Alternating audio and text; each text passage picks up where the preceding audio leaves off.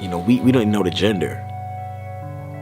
You know what I'm saying? So we were waiting to find out the gender when the baby was born, and I wanted the honor to announce the gender to the room for the last baby.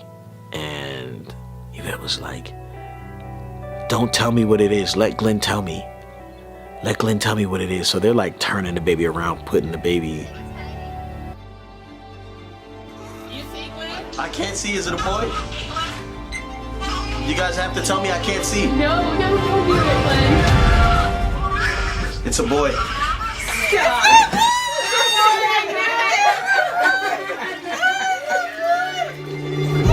Oh my goodness.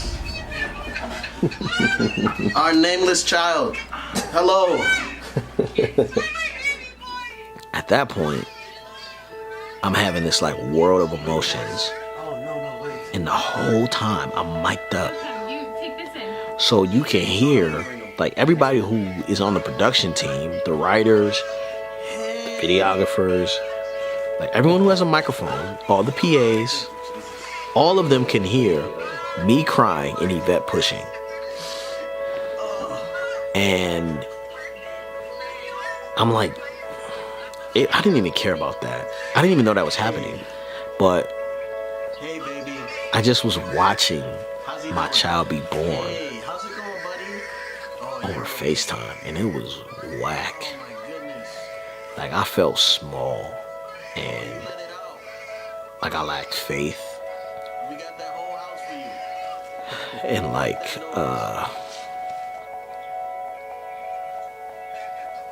I don't know, like like this is supposed to be my last child, and I missed the birth, you know what I'm saying? And so I was like super, like I just was so emotional, We found out that the baby is a boy, and it's perfect. It's perfect. The boys were not excited that the baby was a boy because they wanted a girl because they wanted to keep things even. The new baby!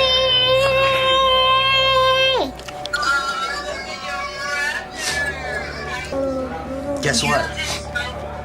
It's a boy. It's a boy. Yeah. That's a little brother. Aww.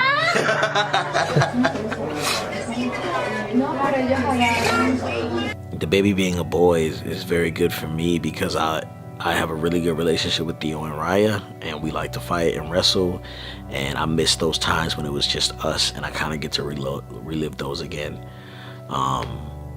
with this next baby, It was kind of weird. Like I kind of wiped myself off. And just kind of like walked out in the backyard and it was like, all right, we ready for the next take?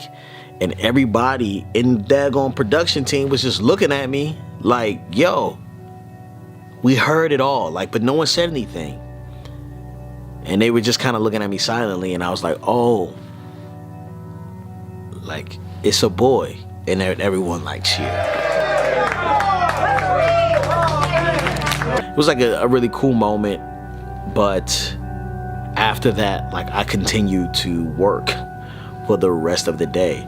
And I guess they thought that because the baby was born, there was really no rush to get me back home. So I continued to work. I beat myself up about it.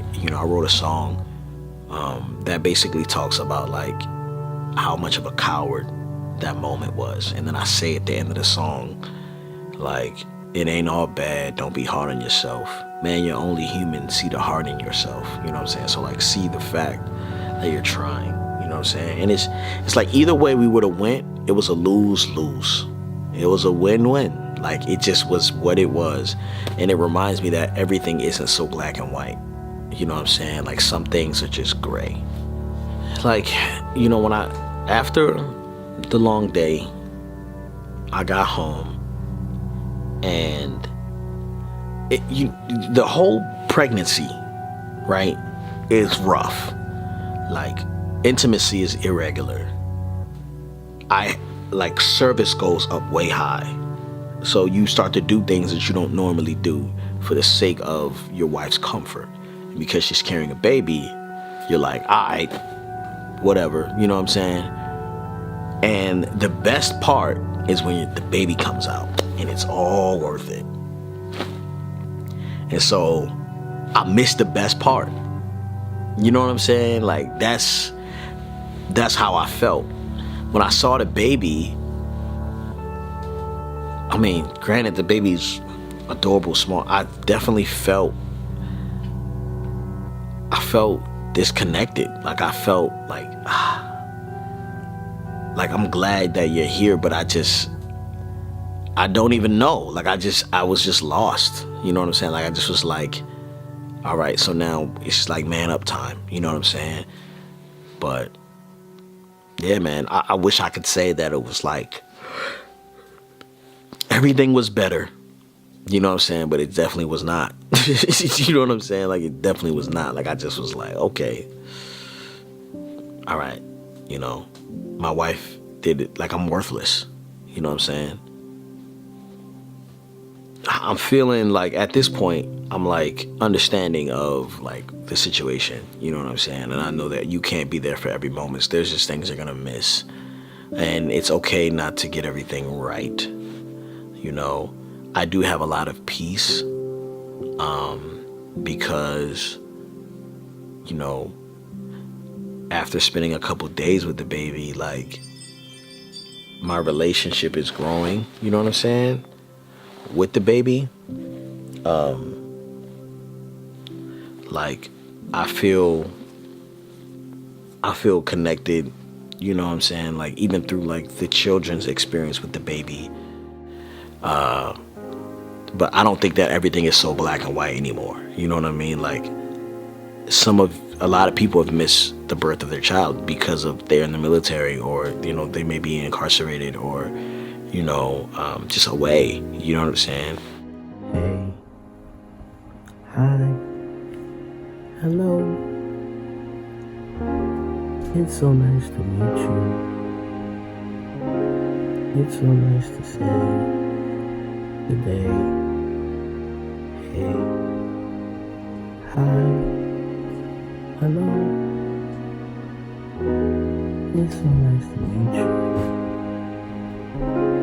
It's so nice to say today. Hey.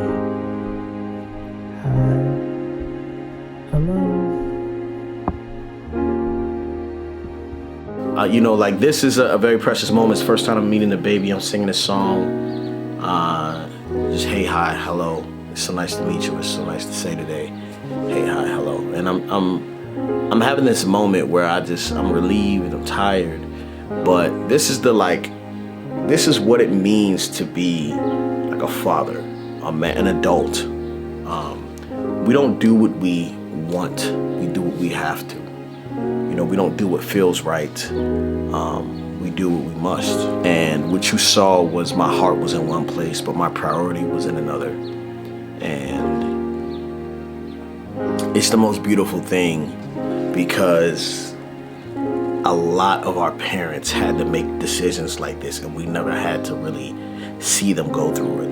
And so this birth story was not supposed to go this way. It's supposed to be very peaceful. It's supposed to be in the house. I was supposed to be there.